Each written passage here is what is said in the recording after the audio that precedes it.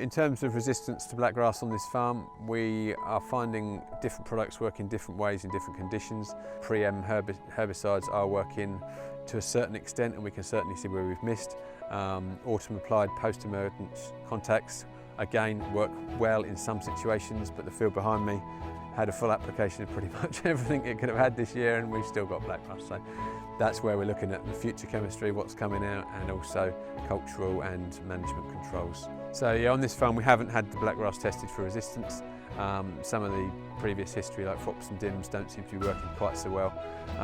But we're looking for new products to come along, and we need to be really careful how we stack the chemistry going forward in order to tackle it, because we think it's certainly got a place, but we really need to be careful to manage that in accordance with the conditions and the ground moisture and how well the crop's growing. So the history of this field, 2 years ago it was wheat, and we noticed a particularly bad patch of blackgrass up in the top corner here behind me, which we wrongly didn't do too much about. It came through very, very late and started heading as the years came out, and so we probably should have gone and sprayed it out with Roundup at the time, but we didn't. It was going into oilseed rape the following year, so the oilseed rape was drilled pretty much straight after the wheat was harvested, and we thought we'd use chemistry in the wheat crop to control it, which obviously didn't work particularly well because we've got a bad patch now in this field.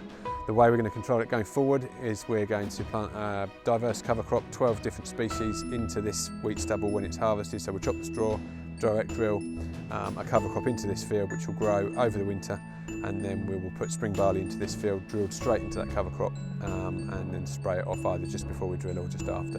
And then if that doesn't control it to the extent we want, we will certainly go into either winter or spring beans after that. I would say have as many tools in your toolbox as possible.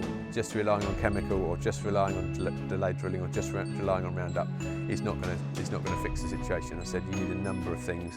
I think delayed drilling is particularly important. I think for us, no-till and cover crops in combination are vitally important. And I think not being unwilling to go in and take drastic action like whole cropping a field or spraying it out with Roundup certain patches where to limit seed return, I think has to be another tool that you use at the last measure if required.